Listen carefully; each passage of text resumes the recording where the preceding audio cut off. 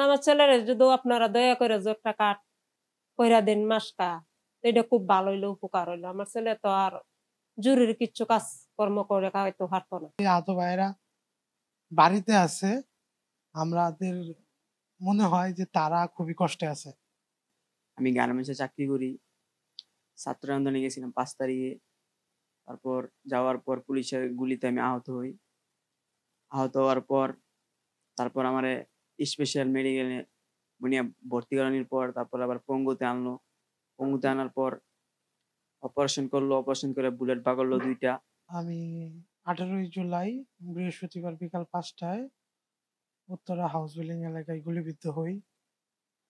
গুলিবিদ্ধ করে আমারে স্থানীয় ওইখানের আশেপাশে আমার কিছু লোকজন আমাকে একটি মোটরসাইকেলে করে প্রাথমিকভাবে হাইকেয়ার হসপিটালে পাঠায়। হাইকেয়ার হসপিটালে আমাকে ব্যথার ইনজেকশন এবং কি একটা নরমাল ব্যান্ডেজ করে সরাসরি আমাকে নিটোরে ট্রান্সফার হতে বলে এবং কি আমাকে জানিয়ে দেয় যে ৬ ঘন্টার ভিতরে আমাকে একটা অপারেশন করার জন্য। তারপর অপারেশনের পর বুলেট বাগানোর পর তারপর আবার আরেকটা মেইন অপারেশন করলো। বাম মান মানে বাম পায়েতে নিয়া রানের মাংস নিয়া লাগাইছে পায়ের পাতায়।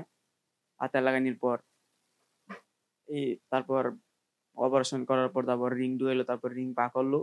পা করানির পর তারপর কেবিনে আসার পর আইসি অনেক সরকার থেকে হেল্প করছে। চিকিৎসার টাকা সরকার থেকে দিছে। ডাক্তারে বলছে আমি শুনছি। তারপর তারপর আইসিইউর অনেকেই হেল্প করছে। সারদিস আলম ভাই বা বিএনপির নেতারা সবাই আয়া আমারে দেখে গেছে। দেখিয়া সামান্য উপহার আমারে দিয়ে গেছে। তো আমি আম দ্রুত হাইকেয়ার থেকে নিটোরের উদ্দেশ্যে রওনা দেই। আমি রাতে ৯টার দিকে নিটোরে আইসা পৌঁছাই। ওখানে ইমার্জেন্সিতে আইসা ভর্তি হই। আমাকে এক্স-রে করে আমাকে ইমার্জেন্সি ওটিতে যেতে বলা হয়। ওটিতে আমি অপেক্ষা করি। তারপর রাতের ১টার দিকে আমার অপারেশন হয় এবং কি আমাকে সকালের দিকে বেডে ট্রান্সফার করা হয়। তারপর আমারে বলছে, "তুমি কি চাও?" আমি বলছি, "আমি কিছু চাই না, একটা কার্ডই চাই।" "আচ্ছা, তোমাকে আমরা কার্ডটা কইরা দিব।" এটুকুই বলছে আমার। ১৭ই আগস্টের পরবর্তীতে চিকিৎসা সেবা ফ্রি করে।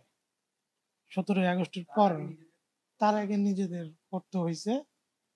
কিছু বেসরকারি কিছু সংস্থা, ব্যক্তি উদ্যোগে কিছু লোক কিছু সহযোগিতা ওই সময় করছে।